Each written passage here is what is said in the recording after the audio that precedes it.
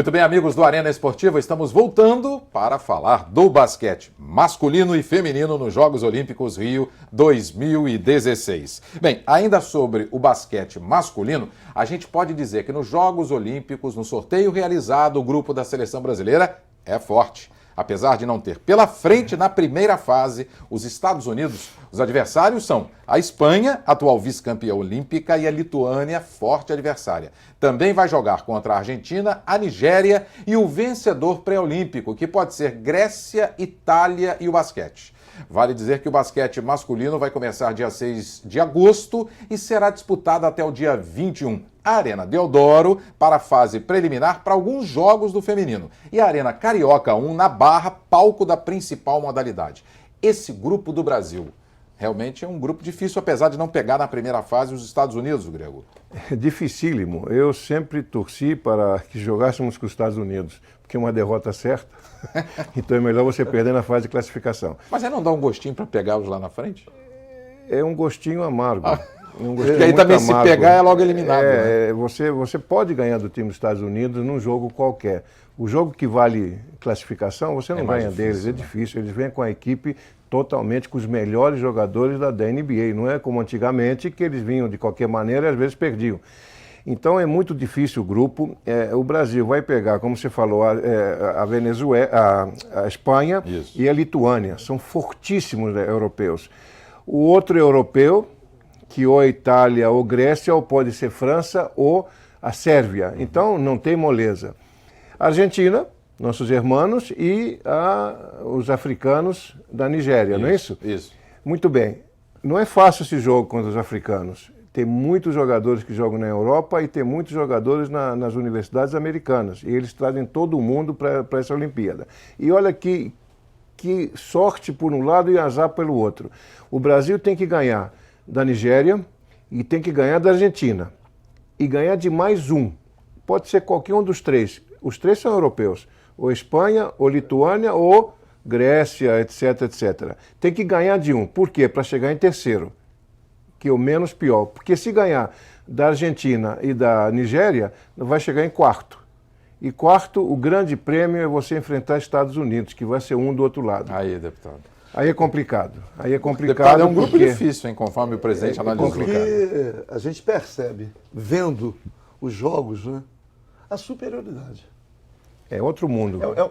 É um outro jogo. Outro mundo. Não é isso? Mas por quê? Já é uma cultura.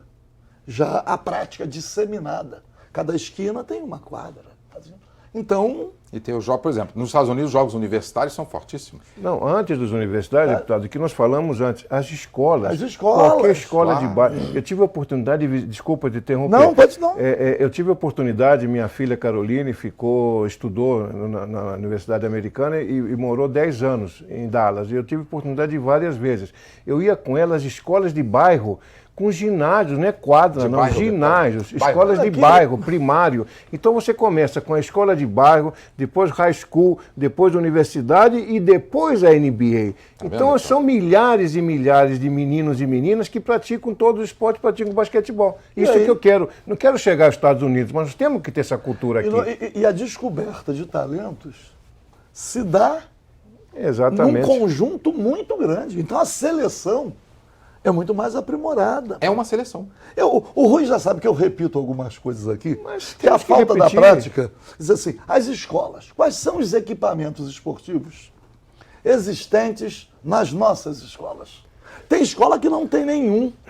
Ginásio, né, deputado? Eu cheguei a tentar aqui, é até uma lei, que eu chamei de Programa de Massificação da Prática Esportiva. As escolas próximas a clubes que não dispusessem de equipamentos esportivos, o Estado, com um pequeno investimento, recupera e amplia a capacidade instalada dos clubes, fazendo uma parceria com as escolas, para disponibilizar o espaço para que se pratique, não é verdade? Eu já falei aqui o seguinte, se chegar lá em Realengo com um dardo, as crianças vão achar que é arma de índio. Então, quais são, das modalidades olímpicas, quais são as praticadas no Brasil? Quase nenhuma. Por exemplo, e sempre pequenos nichos. o hipismo é mais lá fora do que aqui. Rodrigo Muito Pessoa mais, vive muito na mais. Bélgica e não vive no Brasil. Sem dúvida. É um exemplo. Deixa eu provocar o grego por causa da Venezuela. Porque nós estamos acompanhando pelo nosso noticiário, não é, a crise na Venezuela. Mas será que não existe lá nenhum padrão de normalidade? Porque os nossos veículos de comunicação não divulgaram tanto assim a nossa vitória na Venezuela. O nosso basquete feminino. Quer dizer, nem aquilo que representa um êxito Para nós? é divulgado para criar um grau de consciência, para estimular. Para o estímulo. Deputado, nós aqui estamos na televisão, mas infelizmente o que vende é a notícia ruim.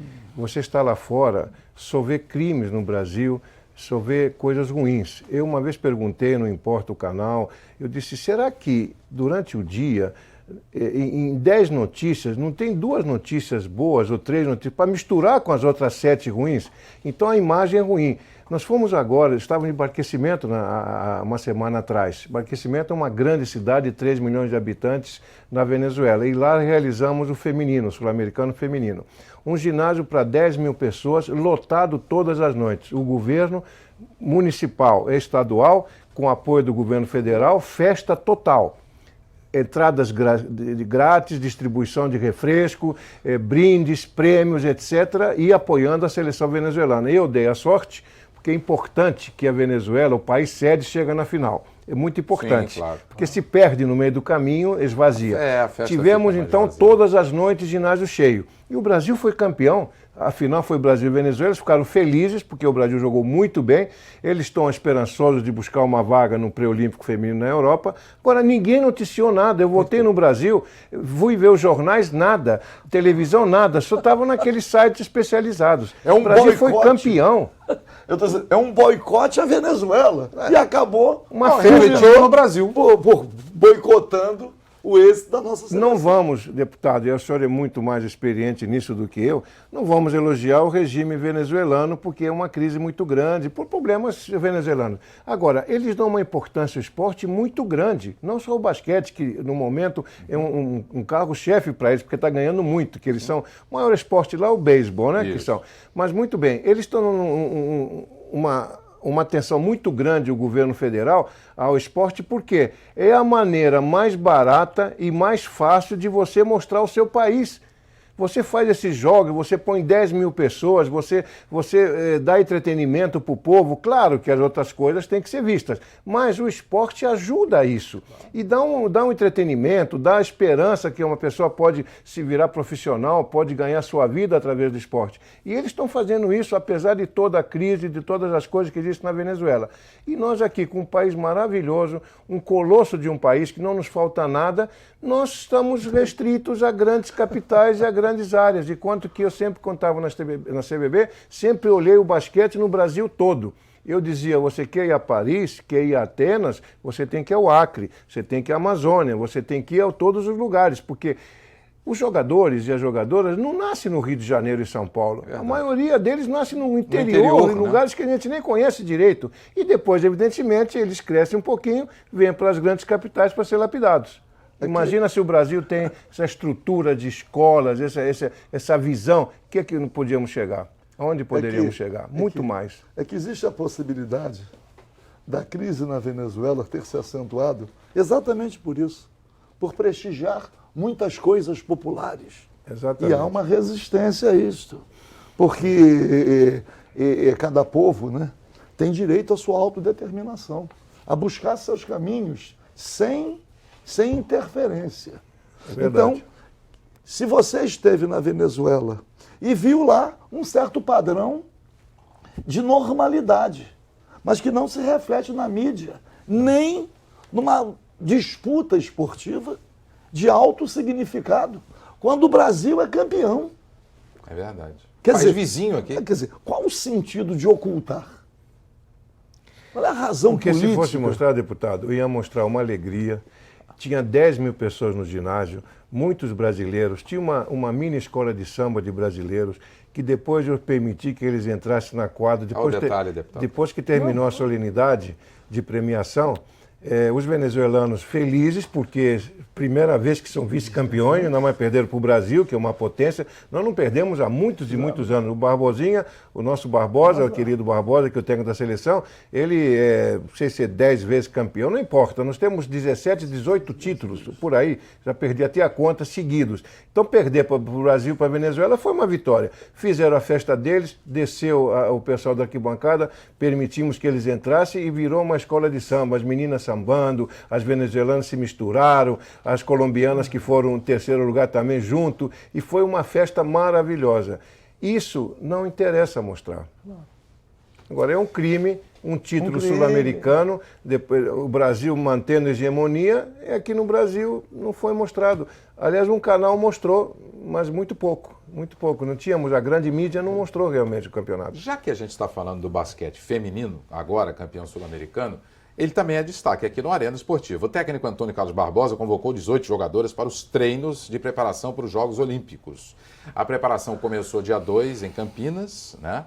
E nós tivemos a Érica e a Clarissa, que elas vão chegar depois, porque elas estão na NBA, né? Que é a principal liga de basquete, a WNBA, feminino. Né? Feminino. No torneio, o Brasil está no grupo A, ao lado da Austrália, Japão e outras 3 seleções que virão do pré-olímpico, em Nantes, na França, no mês que vem. Esse grupo do Brasil feminino, Grego? Bom, vamos falar do mesmo. Na Olimpíada não tem grupo mais fácil. Mas eu acho que também esse grupo também tem uma particularidade. Você tem a Austrália, que normalmente é uma equipe que vem para a medalha, né, tradicionalmente. Japão, que nós devemos ganhar, apesar que eles são perigosos. Não tem ninguém fácil na Olimpíada. E as outras 3 equipes que virão do qualifying, do pré-olímpico europeu, que para mim, com certeza, serão 3 europeias também, 3 países da Europa. Ou pode ter alguma surpresa de Cuba, talvez. O Brasil, eu acho que nesse grupo, ele pode perder para a Austrália e não sabemos qual equipe europeia vem. O Brasil pode ser segundo ou terceiro. Primeiro, não vamos sonhar muito alto, mas sendo o segundo ou terceiro é ótimo, porque não vai pegar os Estados Unidos de novo do outro lado. Vai pegar o terceiro ou o quarto, né? É assim, porque os Estados Unidos é o número 1, com certeza. E aí nós temos chance de ir mais adiante, ficar entre os 4 primeiros, e aí é um cruzamento, meu amigo, é um jogo. Um jogo você pode ganhar e vai pegar os Estados Unidos na final. Olha que o caminho do feminino, a Olimpíada tem isso, tem um caminho que você tem que escolher, que você não pode escolher, tem que ganhar, se perder aqui vai para lá, se ganhar vai para outro lado. Então temos chance. Mas tem aquele samba, já que falou em escola de samba na Venezuela...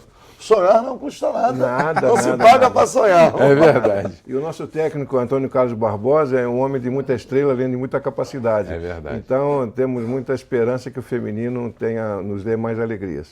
Bem, nós estamos chegando ao final do Arena Esportiva e contamos com a presença do deputado Paulo Ramos e também do presidente da Confederação Sul-Americana de Basquete, Gerazime Bozix, o Grego. Você também pode assistir ao programa pela internet no www.alerj.rj.gov.br e mandar sugestões para o e-mail arenaesportiva@tvalerj.tv. TV Alerj é a TV do povo fluminense.